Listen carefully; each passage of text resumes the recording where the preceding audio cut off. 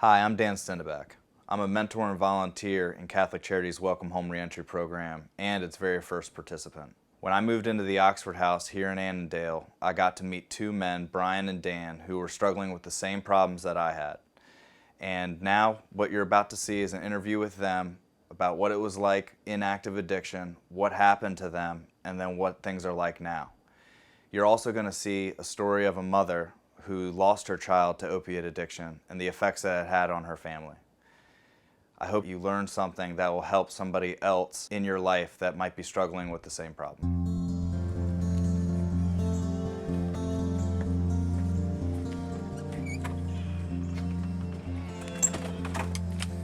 So in June of 2017, I was arrested for possession of a Schedule I narcotic, which was heroin. I had a probation violation and a warrant out for me, and I was basically on the run. Ended up going to jail, and in jail I ended up being sober in jail, and it was the first time I was truly sober in my life, and I decided to make a change and take advantage of any opportunity that would be provided for me to get my life back together. And Brian? So I was also using heroin for a few years, and I wasn't working at the time, and I also had warrants out. I was in a lot of trouble for different charges, and I was on the run. It's kind of like a cry for help. Like I wasn't gonna get clean, and I knew that there was gonna be a point coming soon where I was gonna be arrested.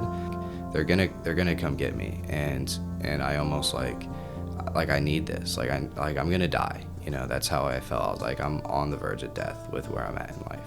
So what would you say to people who maybe their loved ones are using, how to help them? The best thing you can do is love somebody. You really, just relentless love, caring, and offer to help. But it's a sad truth that you can't tell an opiate addict what to do. You can tell them what to do, but they won't do it. They're not controlled by their mind, they're controlled by a substance. And nothing compares to the hold that heroin has on you. Nothing. I think that would have been very beneficial to me to see somebody that had come out the other side, kind of like we're doing right now. It would have been so beneficial because I would have had hope, you know? And I think that if you're suffering from seeing somebody you love suffering, just love them more and try to do what you can, but when it comes down to it, it's gotta be their choice. They have to want it. All you can do is love somebody and push them in the right direction. They have to want it themselves, though. That's kind of the catch-22. But what do you think, Brian? I put my mom through a lot during my addiction. I really, really did a number on her, and to the point where she actually got a protective order against me, so I couldn't go back to the house. She was afraid that she would come home from work and I would just be dead in my bedroom. And I realize now that was actually a really good possibility.